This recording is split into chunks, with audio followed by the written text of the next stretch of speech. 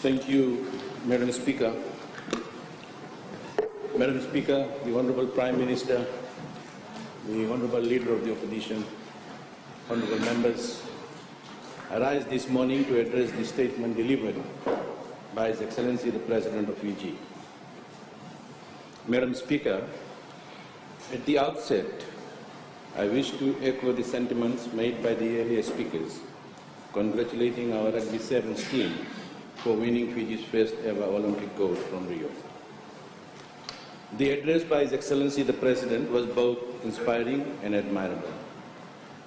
His Excellency the President has been a true servant of this nation, a soldier, civil servant, a politician, and now President. Madam Speaker, at this point, let me record my disappointment at the boycott by the National Federation Party on the opening of this parliament.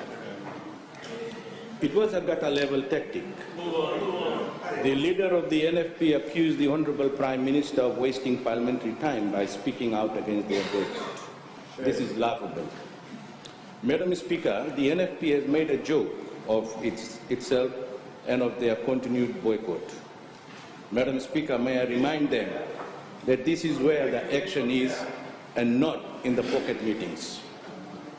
As the Honourable Prime Minister pointed out, their behaviour was unworthy of a party with a heritage of leaders who were statesmen first, politicians second. Unfortunately, the difference is not under your leadership. Unfortunately, the actions of the NFP and its leadership shows only its third demise from its once great leadership and membership. Not only that, Madam Speaker, that same Monday morning, their partner Sodalpa could not even show party unity as their ranks split, and they have also voted on whether to attend or boycott the parliament.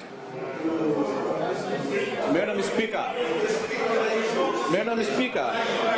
I ask whether they really concerned about the very people who have voted in them to be in parliament and not outside. And once they turn up in this august house, Madam Speaker, they go over their same drill. They are a party of preachers, not politicians, and not are very good at either, may I add. A couple of the cases in point, Madam Speaker, time and again, they have complained against the 2013 Constitution. Madam Speaker, these are the same people who went to the last election crying out that a vote for them was a vote against the Constitution. Do the maths, my friends. Guess what? The people spoke. No, they shouted their rejection of these two parties. Loud and clear, they voted in Fiji First and the 2013 Constitution. Madam Speaker, then these opposition members, typical of their flip-flop politics, gladly took their oath in this august house under the same Constitution. What a hypocrisy, Madam Speaker. Preachers and politicians, worthy of their profession, at least know and respect the meaning and pure nature of taking an oath under a particular book, including the 2013 Constitution. This is the same Constitution that provides for our people road, electricity, housing, water, free education, welfare assistance, and many more, Madam Speaker. Transport, care and planning for our environment in towns and cities, and as my able ministerial colleagues has pointed out in the many other areas under their portfolios. What the Constitution provides for in paper, Madam Speaker, we in the Fiji First government deliver on ground. Madam Speaker, that is the real reason for the opposition's continued attacks on the founding document of our beloved nation. They just can't take the Fiji Fest list of achievements and its immense popularity. The massive recovery efforts from the TC Winston and the sound economic policies of our government is just beyond their understanding. Madam Speaker, on Monday, one of the members talked about being part of the team. They are crying they are not being passed the ball. What for? They are like a poor football team. When in doubt, out. And what they want to boot out is the living document of our beloved nation, the 2013 Constitution. It is our controlling rule book. Then how do they expect to play the game or be included in the game? The fact is, they do not want to play the game or be passed the ball. The only thing they want, the only thing they can pass, you listen, my friend, it hurts. You listen, it hurts. This is the fact. Order. Order. The only thing Order. they can pass. Order. Please, interjections are allowed in Parliament, but it must be done with responsibility. Continuous interjection is tantamount to heckling. Please do it with responsibility. Thank you. We may continue on, Honorable Speaker. Thank you, Madam Speaker.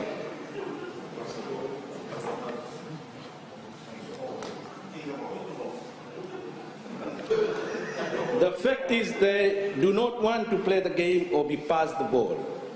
The only thing they can pass is to pass the buck or retain a hospital pass. They are too busy planning and deploying futile diversion to engage with the dynamic state of play in this nation under the Fiji Fest government. Madam Speaker, their continued attack against the 2013 Constitution is a failed and futile diversion from their inability to counter the success and achievements of the Fiji Fest government in any concrete terms. We rather have preachers, academics, or lawyers from the opposition benches, all full of hot air and nothing of substance to contribute in any meaningful manner. We walk the walk, and they are not even able to talk the talk. On walking the walk, Madam Speaker, let me now address His Excellency the President's call for honourable members to take stock of our performance so far, to review the progress we have made as a Parliament and as a nation, and to reflect on ways in which we can improve our quality of service to the Fijian people, because it is to them that we owe our allegiance as members of Parliament. A halfway point, as His Excellency has outlined so well in its relevance to our need to take stock of achievements, but also to prioritize pathways towards greater achievement in the second half of our innings. Madam Speaker, my ministry covers significant area and much of our work focus on development aspect of our government. Much of our work in areas like town planning, transportation, housing, environment, and infrastructure are crucial economic drivers. As such, they are essential to Fiji as an investment destination, as much as they are vital to the key economic sectors, including tourism, sugar, manufacturing, agriculture, fisheries, and forestry. Madam Speaker, let me begin with the Department of Town and Country Planning.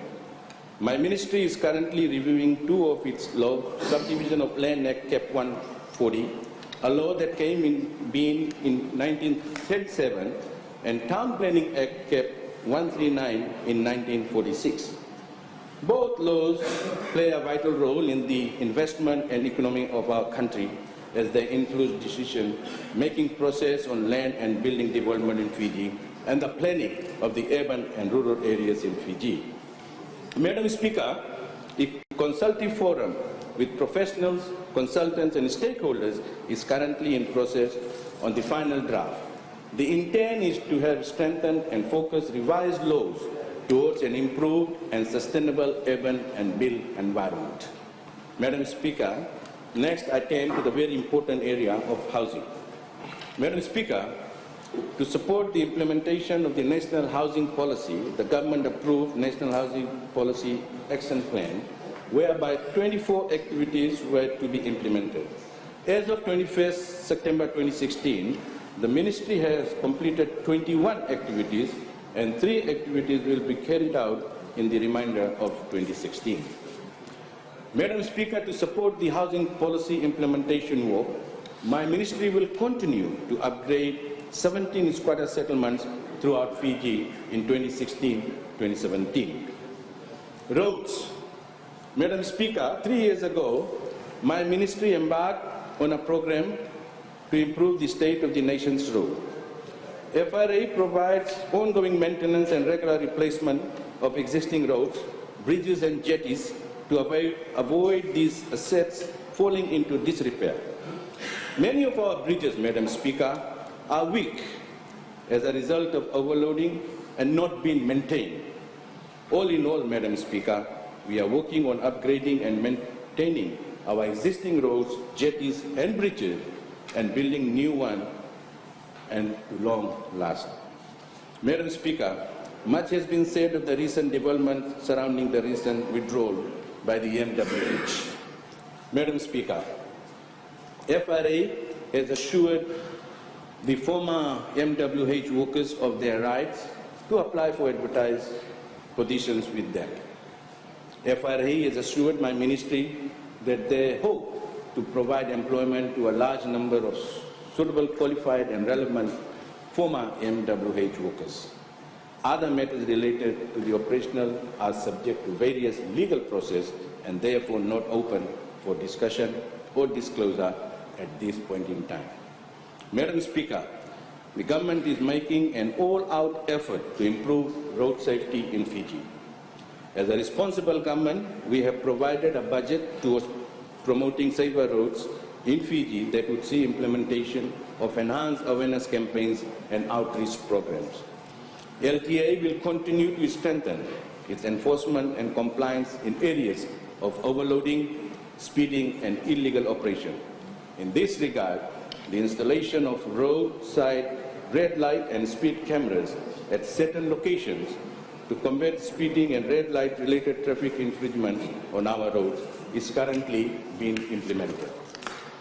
Madam Speaker, water is essential to our livelihood and an area of high priority of Fiji Affairs Government.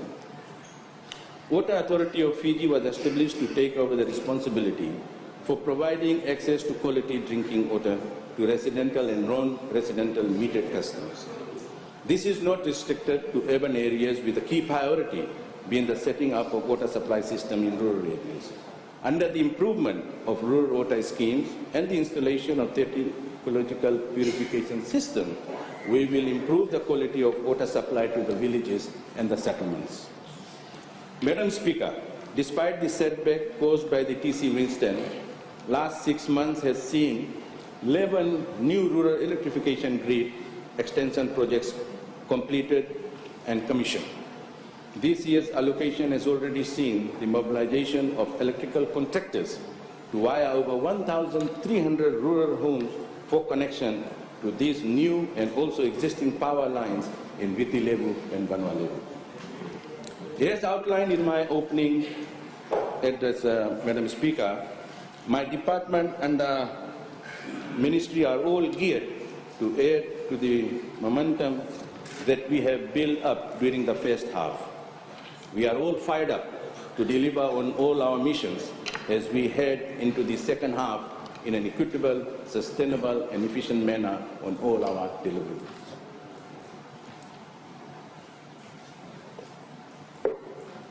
Madam Speaker, I must take this opportunity to counterpoint some of the other remarks made by the opposition this week. I feel very strongly about some of the remarks made as they are a poor reflection on this August House. It is clear that we are continuing to deal with an opposition devoid of new ideas, remarks and contribution.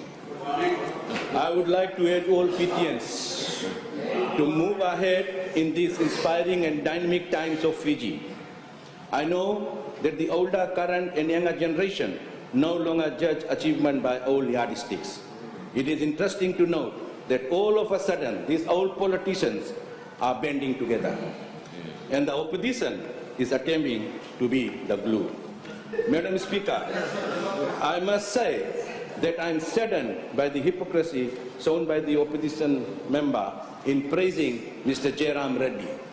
How quickly,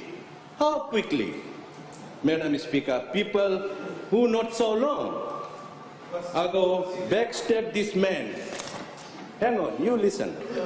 Have they forgotten the times when they referred in negative terms to Reddy as captain and Bavandra the boat?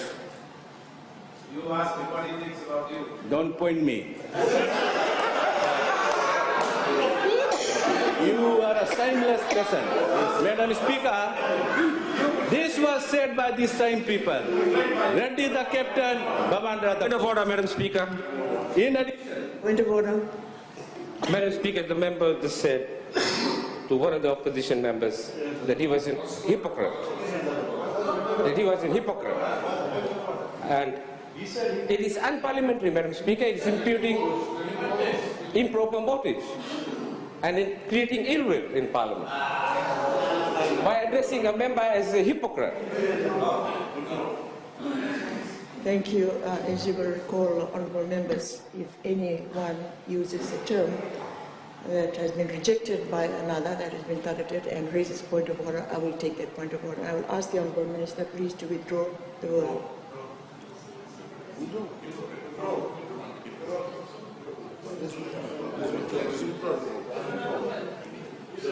In fact, Madam Speaker, I have made my point and I withdraw. Thank you. In addition, That withdrawal is not unconditional.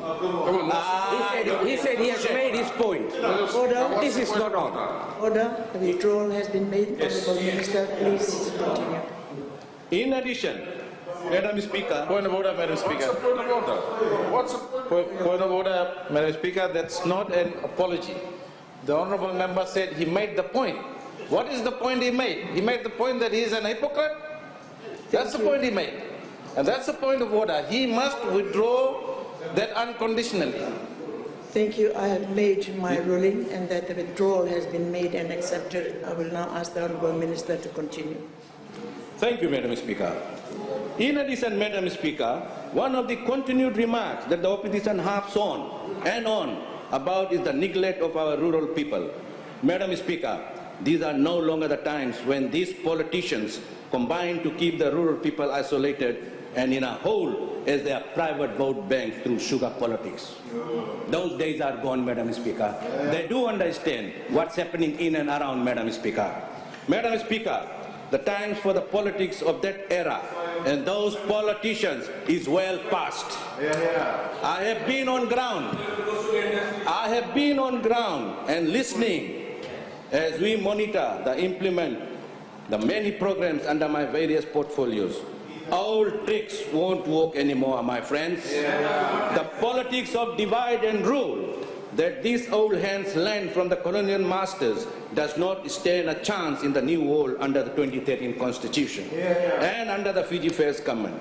Inclusive and achievement-based, the Fiji First government has moved on past the politics of old that relied on separation of race and other interest groups and to sustain old political elites. My message here is loud and clear and loud, as the endorsement we receive and continue to receive from all Fijians to carry on as our achievement speaks for itself and is the Fiji First pathway as we enter the second half of our term in office. This makes them undeserving, the opposition, not only of mercy, but fails to gain them the due respect as elected representative of this parliament. For they represent not only the electorate, but under their oath to the 2013 Fijian Constitution, if not to their conscience, a commitment to the truth. Madam Speaker. In closing, Madam Speaker, once again, I would like to thank His Excellency for his address that inspires us and will motivate our course of action in the coming days, months, and years towards a better Fiji for all Fijians. May God bless you and may God bless Fiji. Now.